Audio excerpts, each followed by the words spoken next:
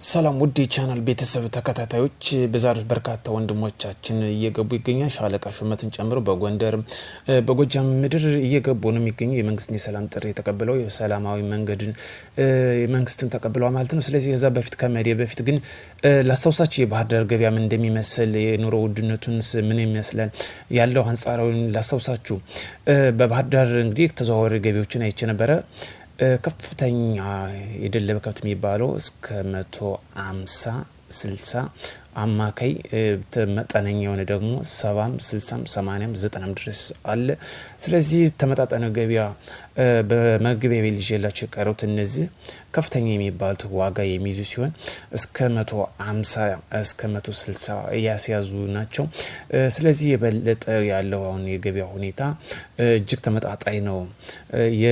የክልል ዋና ከተማ እንደመሆኑ መጠን ከፍተኛ የሚባለው እስከ 150 ሺህ ብር መሸጥ የሚችል እንዲሁም ደግሞ መጠነኛ መካከለኛ አሪፍ የሚባለው እስከ 70 ሺህ ብር።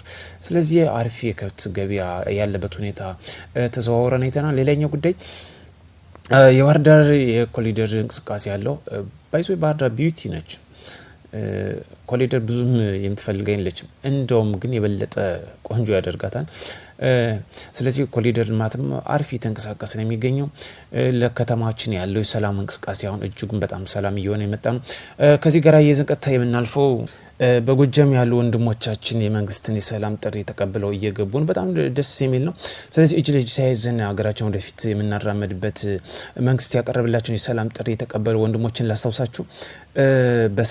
በሰሜን ጎጃም ተብሎ በሚታወቀው ወይም ደግሞ ከመራዊ ወጣ ብሎ በሚገኘው በቡሬ ልዩ ቦታ አቸፈር ወረዳ ተብሎ በሚታወቀው እንግዲህ ሲንቀሳቀሱ የነበሩ ወንድሞቻችን የመንግስትን የሰላም ጥሪ ተቀብለዋል። ከነዚህ ላብነት ያለ አስታውሳችሁ ሳሙኤል ከፋለ፣ ስመኛው ሲሳይ የሚባሉ ወንድሞቻችን ጨምሮ ሌላ ወንድሞች በርካታ ወንድሞቻችን የመንግስትን የሰላም ጥሪ ተቀብለው ገብተዋል።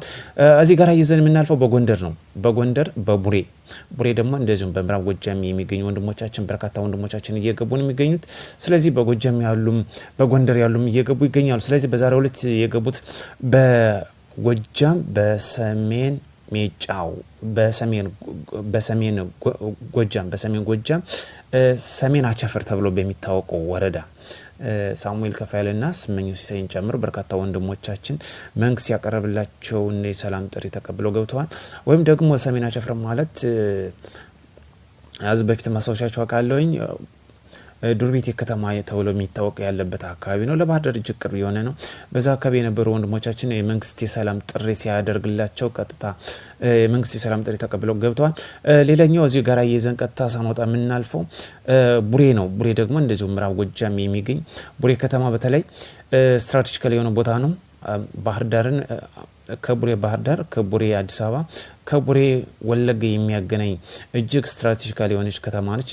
እንዲሁም ደግሞ አግሪካልቸራል የግብርና ምርቶች ከፍተኛ የሚመረትባት ከተማ እንደመሆኗ መጠን ስለዚህ በዚህ የነበሩ ወንድሞቻችን ዋና የሚባሉ ዋሲን ፈንታውን ጨምሮ በርካታ ወንድሞቻችን የመንግስት ጥሪ ተቀብለው ገብተዋል ማለት ነው። ስለዚህ በየአቅጣጫው ወንድሞቻችን የመንግስት ጥሪ እየተቀላቀሉ ይገኛል።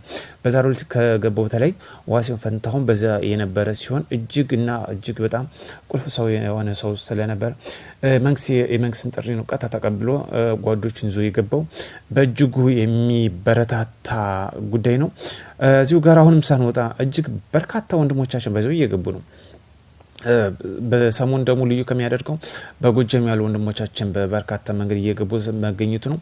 ሌላኛው ደቡብ ጎንደር ፎገራ ወረዳ ተብሎ በሚታወቀው ቅድስት ሀና ቀበሌ የነበሩ ወንድሞቻችንም የመንግስትን ጥሪ ተቀላቅለው ከነዚህ ውስጥ ላብነት ያህል ሻለቃ ሹመት አዳነና ጓዶቹን ጨምሮ መንግስት ያቀረበለትን የሰላም ጥሪ ተቀብለው ገብተዋል ማለት ነው። እጅግ የሚበረታታ ጉዳይ ነው። ስለዚህ በየአቅጣጫው ወንድሞቻችን እየገቡ ነው። ባለፈው እናሳውሳለን በሁሉም እንደገቡ እናሳውሳለን። በሰሜን ሸዋ በጎንደር ያው በርካታ ወንድሞቻችን እንደገቡ አዝ በፊትም አይተናል። ንጸዳሉን ጨምሮ በርካታ መንግስት ያቀረበላቸው የሰላም ጥሪ ተቀብለው እየገቡ የሚገኙ። አሁን ደግሞ ለየት ከሚያደርገው በጎጃም ያሉ ወንድሞቻችን የመንግስትን ጥሪ በብዛት እየተቀላቀሉ ነው የሚገኙ። እጅግ በብዛት እየተቀላቀሉ ይገኛል። እየተጠናክሮ የሚቀጥል ጉዳይ ነው። በጣም የሚያስፈልገው እጅ ለእጅ ተያይዘን ሰላማችን እንግዲህ ያስቀጥለን የሀገራችን ኢኮኖሚ የምናፋጥንበት ጉዳይ ነው። ምክንያቱም የሰላም ትልቁ ሚና ከሚጫወትበት የኢኮኖሚ እድገት የሚያፋጥንበት ጉዳይ ነው። ስለዚህ ነው መንግስት በተደጋጋሚ ሰላም ጥሪ የሚያቀርብለት በተለያየ አቅጣጫ። አሁን ሰሞኑን በበርካታ ጉዳይ እየገቡ ነው የሚገኙት ሻለቃ ሹመት አዳነን ጨምሮ እንዲሁም ደግሞ ቡሬ ላይ ቁልፍ ሰው የሚባለው ዋሲሁን ፈንታሁን እጅግ ቁልፍ ሰው የሚባለው በቡሬ በምዕራብ ጎጃም የሚገኝ ቡሬ ከተማ ዋሲሁን ፈንታሁን እንዲሁም በርካታ ወንድሞችን አስከትሎ ነው የገባ።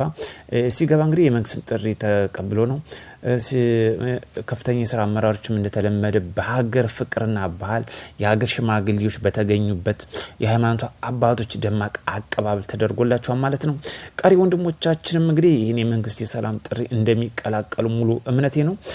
ምክንያቱም የሚያስፈልገው እጅ ለእጅ ተያይዘን እየተናበብን መስራትና ሀገራችን ማልማት ነው።